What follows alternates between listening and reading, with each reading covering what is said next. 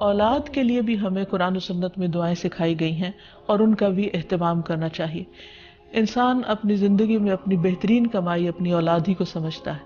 اور انسان اپنی زندگی کا بہترین سرمایہ اپنی اولاد پر خرچ کرتا ہے، اور اپنے بعد بھی ان کے لیے ہر طرح کی راحتیں اور نعمتیں چھوڑ کر جانا چاہتا ہے.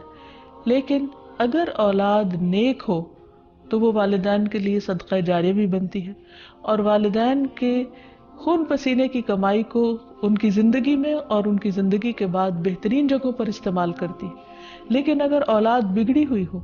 تو زندگی میں بھی انسان کے لیے اذیت اور عذاب ہے، اور بعد میں بھی اس کے مال کو ضائع کرنے والی ہوتی ہے اور اس کے لیے بدنامی کا سبب بنتی ہے. اس لیے خصوصی طور پر اولاد کے لیے دعائیں کرتے رہنا چاہیے. نبی صلی اللہ علیہ وسلم نے فرمایا 3 قسم کے لوگوں کی دعائیں قبول ہوتی ہیں اور ان کی قبولیت میں کوئی شک و شبہ نہیں: مظلوم کی دعا، مسافر کی دعا، اور والد کی دعا اپنی اولاد کے لیے. یعنی جب باپ اپنے بچوں کے لیے دعا کرتا ہے تو وہ دعا بھی ہے. اسی طرح نبی صلی اللہ علیہ وسلم نے اس بات سے بھی منع کیا کہ کوئی اپنی اولاد کے خلاف دعا کرے یا اس کو بد دعا دے، کیونکہ وہ بھی قبول ہو جاتی ہے اور پھر انسان کے لیے پریشانی کا باعث بنتی ہے. اس سلسلے میں نبی صلی اللہ علیہ وسلم نے فرمایا اپنی اولاد کو بد دعا نہ دو، ایسا نہ ہو کہ وہ اللہ کی طرف سے قبولیت کی گھڑی ہو اور وہ تمہارے لیے قبول کر لے. اور اگر انسان کی ایسی دعا قبول ہو جائے تو پھر انسان کے لیے سخت پریشانی کا باعث ہو سکتی ہے یہ بات. اور اس میں ہم دیکھتے ہیں کہ زکریا علیہ السلام کی بھی اولاد نہیں تھی تو وہ بھی بڑھاپے تک مایوس نہیں ہوئے اور دعا مانگتے رہے. اور اس سلسلے میں آتا ہے کہ وہ جب دعا مانگتے تو کہتے رب ہب لی من لدنک ذریۃ طیبہ انک سمیع الدعاء، کہ اے میرے پروردگار مجھے اپنے پاس سے نیک اور پاکیزہ سیرت اولاد عطا فرما، تو ہی دعا کا سننے والا ہے. یعنی پیغمبر ہمیشہ صرف اولاد کی دعا نہیں کرتے بلکہ نیک اولاد کی دعا کرتے ہیں.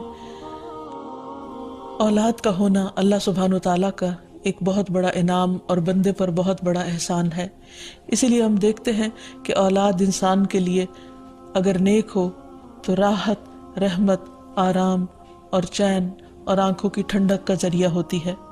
نبی صلی اللہ علیہ وسلم حضرت حسن اور حسین کو اپنے پھول کہا کرتے تھے کہ یہ دونوں میری دنیا کے پھول ہیں. ایک اور حدیث سے ہمیں پتہ چلتا ہے کہ اولاد انسان کی بہترین کمائی ہے. فرمایا ان اولادکم من اطیب کسبکم، تمہاری اولاد تمہاری سب سے بہترین کمائی ہے، بس اپنی اولاد کی کمائی میں سے کھاؤ، یعنی وہ انسان کے لیے حلال ہے، جائز ہے. پھر اسی طرح بیٹیاں جو ہیں ان کی تعلیم و تربیت اور ان کی پرورش بھی ایک بہت خیر و بھلائی اور جنت کمانے کا ذریعہ ہے. لیکن اس کے ساتھ ساتھ یہ بھی یاد رکھنا چاہیے کہ اولاد ایک رسپانسبلٹی بھی ہے. ان کے بارے میں سوال بھی کیا جائے گا کہ ان کی تربیت کس طرح کی. پھر خصوصی طور پر اسے ماں کی ذمہ داری قرار دیا گیا. اگرچہ ماں اور باپ دونوں ذمہ دار ہیں، لیکن عورت سے اس کے گھر والوں یعنی اس کے بچوں کے بارے میں اس سے سوال ہوگا کہ اس نے ان کی تربیت کیسے کی.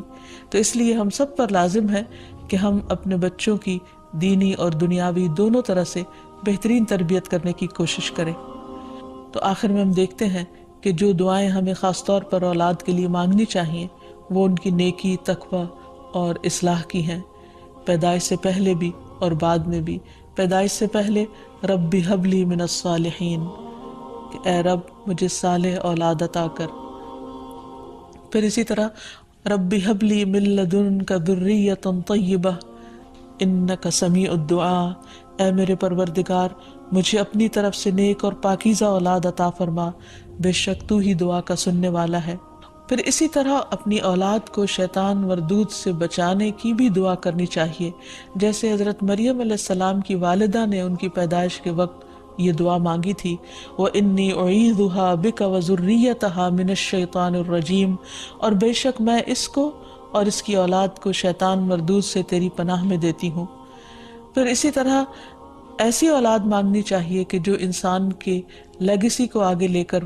چل سکے اور اس کے علمی ورثے کو سنبھالنے والی ہو، جیسے زکریا علیہ السلام نے دعا کی تھی. پھر اسی طرح اولاد کے اللہ تعالیٰ کے راستے میں قبول ہونے کی بھی دعا کرنی چاہیے، جیسے حضرت مریم کی والدہ نے ان کے لیے دعا کی تھی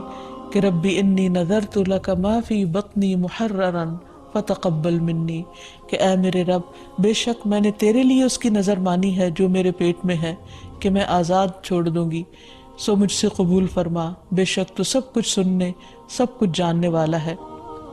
اسی طرح ابراہیم علیہ السلام نے اپنی اولاد کے کھانے میں برکت کی دعا کی، اللہم بارک لہم فی اللحم والماء، اے اللہ ان کے گوشت اور پانی میں برکت نازل فرما۔ پھر اسی طرح اولاد کی فرما برداری کی بھی دعا کرنی چاہیے، ربنا وجعلنا مسلمین لک ومن ذریتنا امۃ مسلمۃ لک وارنا مناسکنا وتب علینا انک انت التواب الرحیم، اے ہمارے پروردگار ہم دونوں کو اپنا فرما بردار بنا لے اور ہماری اولاد میں سے ایک جماعت پیدا کر جو تیری فرما بردار ہو، اور ہمیں اپنی عبادت کے طریقے بتلا اور ہماری توبہ قبول فرما، بے شک تو بڑا توبہ قبول کرنے والا اور نہایت رحم فرمانے والا ہے۔ پھر اسی طرح اولاد کی اصلاح کی دعا کرنی چاہیے، رب اوزعنی ان اشکر نعمتک التی انعمت علی وعلی والدی وان اعمل صالحا ترضاہ واصلح لی فی ذریتی انی تبت الیک وانی من المسلمین، اے میرے پروردگار مجھے توفیق دے کہ میں تیرے اس احسان کا شکر ادا کروں جو تو نے مجھ پر اور میرے والدین پر کیا، اور یہ بھی کہ میں ایسے اچھے عمل کروں جو تجھے پسند ہو، اور میری خاطر میری اولاد کی اصلاح کر، میں تیرے حضور توبہ کرتا ہوں اور بلا شبہ میں فرما بردار ہوں۔ اسی طرح اولاد کی نماز قائم کرنے کی دعا کرنی چاہیے، رب اجعلنی مقیم الصلاۃ ومن ذریتی